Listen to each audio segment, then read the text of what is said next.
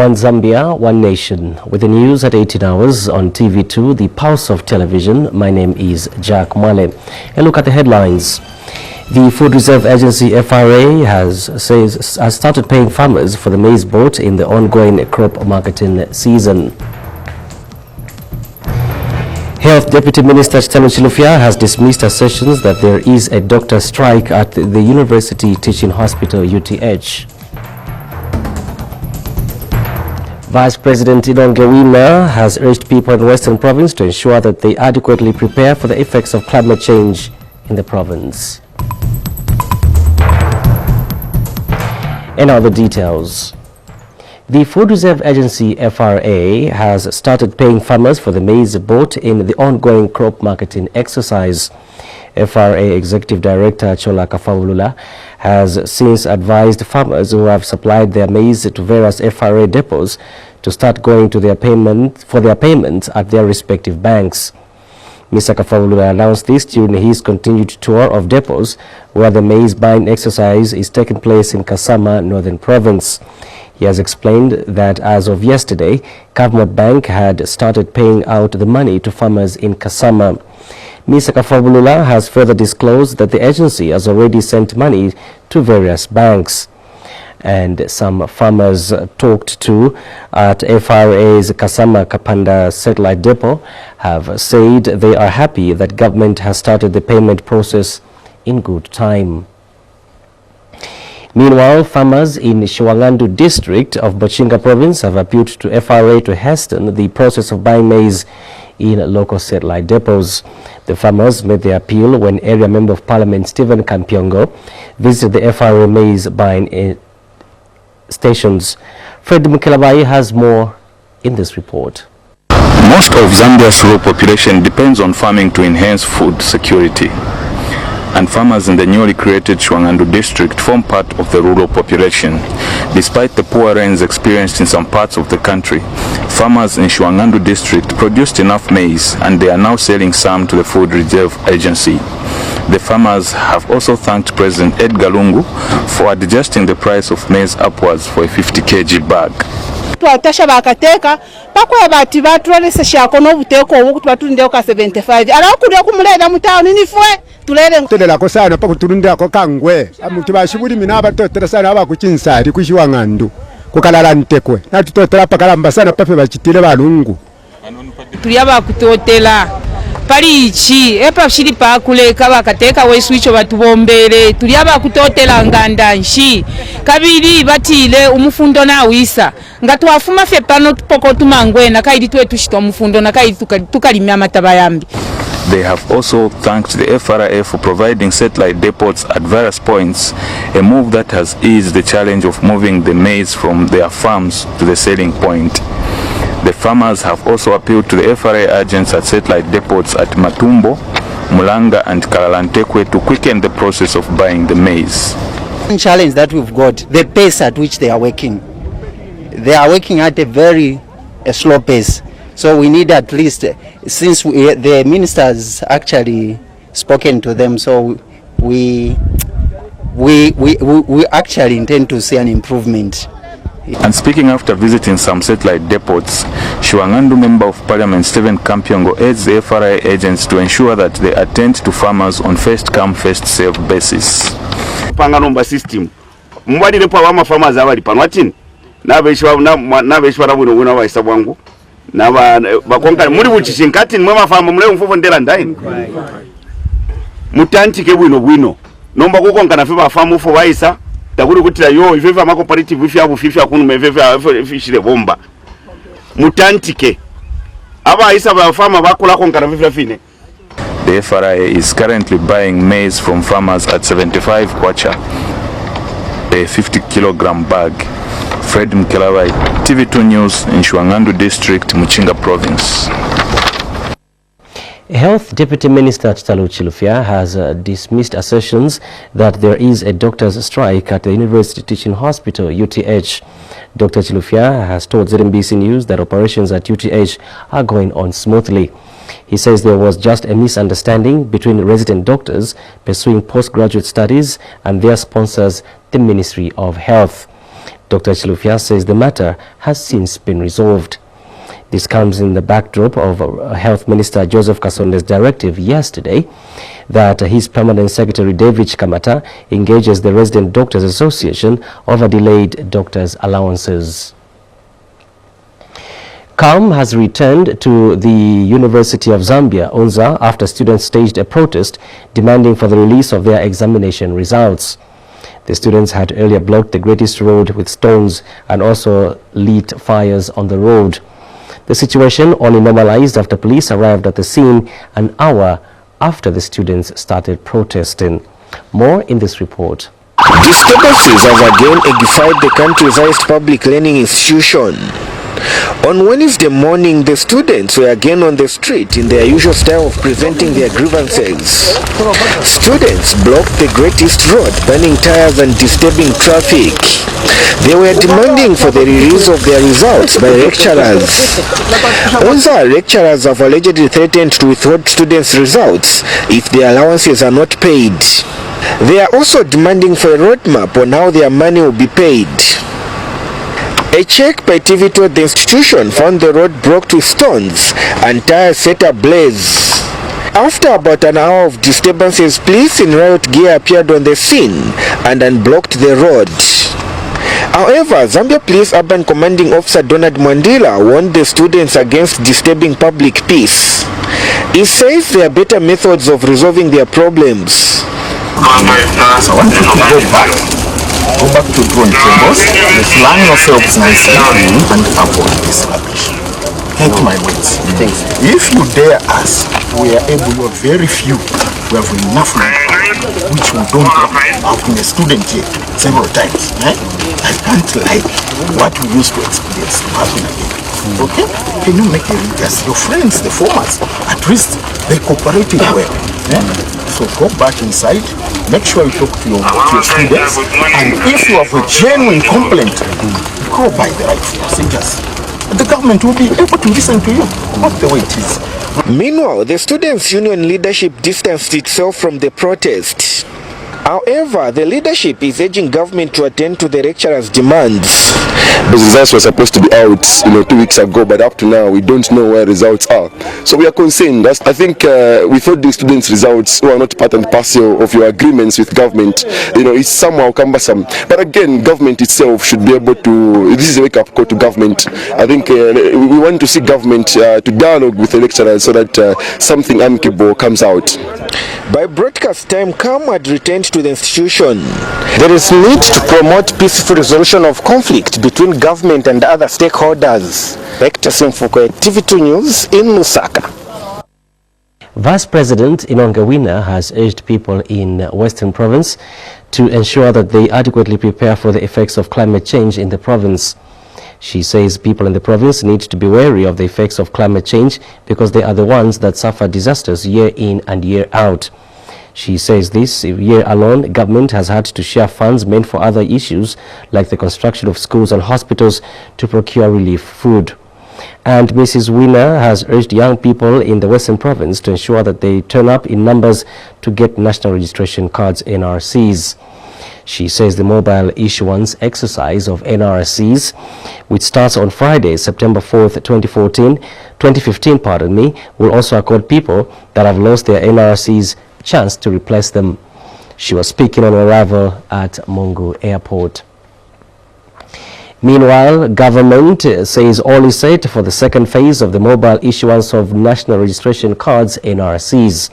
Home Affairs Permanent Secretary Mulenga Chileshe says the exercise is expected to cover Eastern, Lusaka, Southern and Western provinces.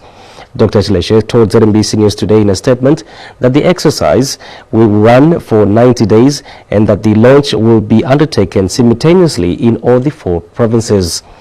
He has appealed to area members of parliament, traditional and civic leaders, the media and all well-meaning members of society to help disseminate information regarding the mobile registration exercise so that more people can acquire them. Dr. Chileshe said to facilitate and ease the registration process, government has suspended the police report fee of 50 kwacha for loss of NRCs in the 4 provinces where the mobile registration exercise will be active. You're watching TV2, the pulse of television. We take a commercial break, and when we return, over 1,000 Chonga residents to benefit from water kiosks. These are many more stories coming up.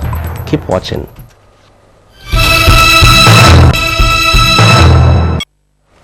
Welcome back. We continue with the news. The Lusaka High Court has reserved ruling on preliminary issues raised by the Post newspapers, JCN Holdings, and suspended Director of Public Prosecutions, Mutembo Nchito, in the 14 million kwacha debt case. Development Bank of Zambia DBZ is the plaintiff in the matter. According to the notice of intention to raise preliminary issues, the defendants, Post newspapers, and Mr. Nchito want the court to determine whether it is lawful to join parties to an action by amending pleadings. The Post newspapers, JCN Holdings, and Mr. Nchito are also seeking the court's determination on whether it is lawful to amend a writ and statement of claim by adding new claims which have passed the statutory limitation period. Meanwhile, Judge Justin Chashi has scheduled September 23, 2015 for hearing of an application by Mine Air Service to join the matter as another defendant. Earlier in 2012, the Lusaka High Court ordered the Post newspaper and JCN Holdings to pay DBZ the 14 million kwacha debt.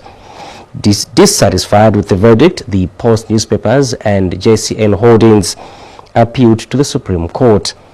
But in 2013, the Supreme Court sent back the matter to the High Court. The highest court of appeal ruled that there was irregularity in the manner in which the 14 million kwacha debt case was transferred from Judge Albert Wood to Judge Nigel Mutuna. Now, a committee has been set up to investigate the alleged illegal sale of plots involving Livingston Mayor Milford Mambo. Livingston City Council Public Relations Manager Emmanuel Sikanyika says the committee will probe allegations that the mayor has allocated himself 18 plots without following procedure. Mr. Sikanyika says the acting town clerk, Chanda Chavala, and several other councillors have also been implicated in the alleged illegal selling of plots, with the former purported to have facilitated the process. Meanwhile, Mr. Sikanyika says no action will be taken against those implicated until after the ad hoc committee reports back within 30 days. In other news, over 1,000 residents of Chongwe are set to benefit from a water kiosk donated by a local businessman in the area. Mishek Nyambose says the donation is in view of the water challenges that have gripped Chongwe over the years. Details in this report.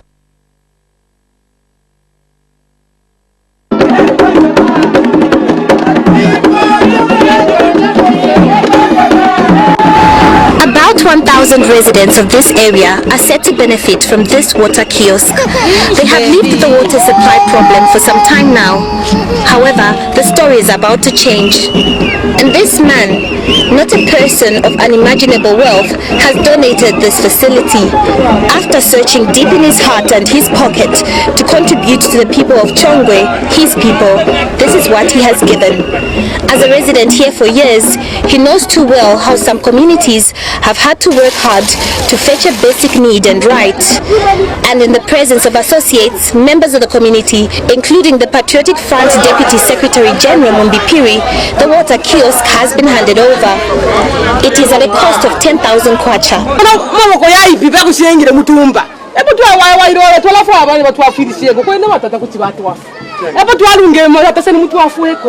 Nayo mavuto akuno kuchongwe ninanka nao pamozi ninambo mangai no lipira ndalama kuti tite install voice kuti manzi achoke lero. Chongwe, we have people who are dedicated, the district, well wishers and all party leaders. Ms. Piri has seized the moment to deliver a message from the president. Oza amene ienda chikulikalate amene inalembewa na president Edgar Lungu yakuti bachose bantu pamalo pamene bali kunkala kukatova. Iyo kalata ni ya boza andi nauza ba district chairman andi bonse muzo mamene ni sevenzera na bauza kuti baende bachite report ku police because itamvera kuti ba district aba council secretaries aware and benangwiza where batilangize because that's forgery. Earlier, Chongwe District Hospital was a beneficiary of an act of kindness. The old and damaged generator was replaced by a donated one.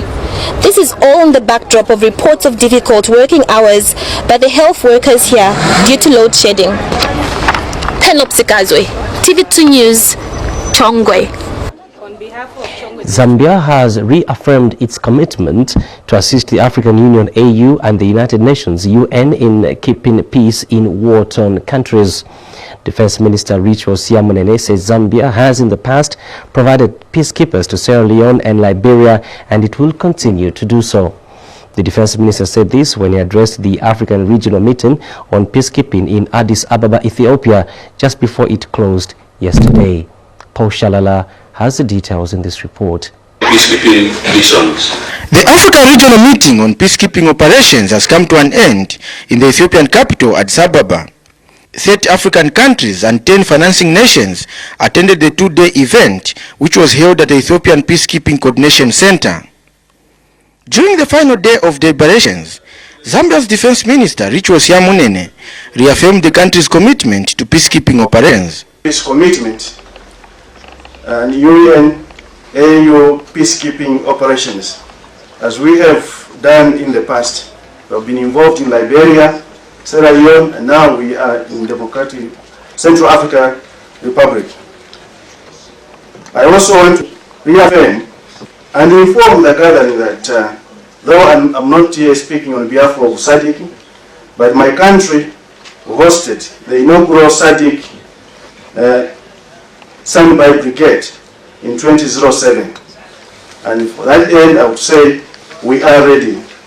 Earlier, the United States called for the protection of civilians in conflict areas. And also the aspiration, I should mention, on protection of civilians that has increasingly become part of mandates. I think the number today is over 95% of peacekeepers serve under mandates to protect civilians. So you can't do that if you're not mobile and responsive.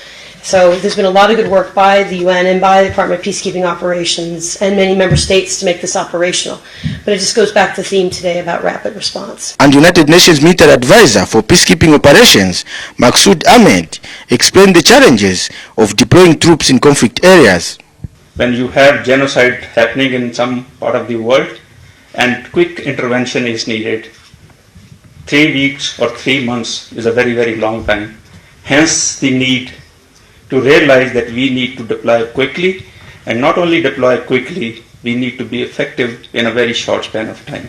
Several countries such as Cameroon, Burundi, Liberia, Sierra Leone, Uganda and Madagascar pledged troops and police units for several peacekeeping operations.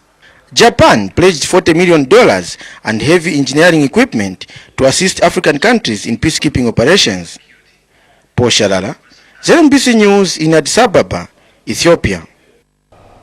Now, a Chinese company is set to employ over 3,000 Zambian workers in the installation and maintenance of over 2,000 solar-powered mini-milling plants across the country. Shandong Zhejiang Group Limited Company General Manager Wang Meng has told ZNBC News in Lusaka that the company will also set up a center for training locals in the operations and maintenance of the milling plants under the Presidential Milling Initiative. Mr. Wang adds that the company will only bring in expert engineers to train the locals who will be solely responsible for installation and maintenance. He says his company will further hand over the project and training center to the Zambian government after 5 years. Mr. Huang says his company has already started construction of sites where the milling plants will be located in southern Lusaka and northwestern provinces. And James Chira, the Director General of the Zambia Cooperative Federation, ZCF, the institution managing the project, is happy that the project is finally taking shape and becoming a reality. He has since thanked President Edgar Lungu for showing commitment in spreading the project countrywide. We take another commercial break, and still to come, sports and international news. Keep watching.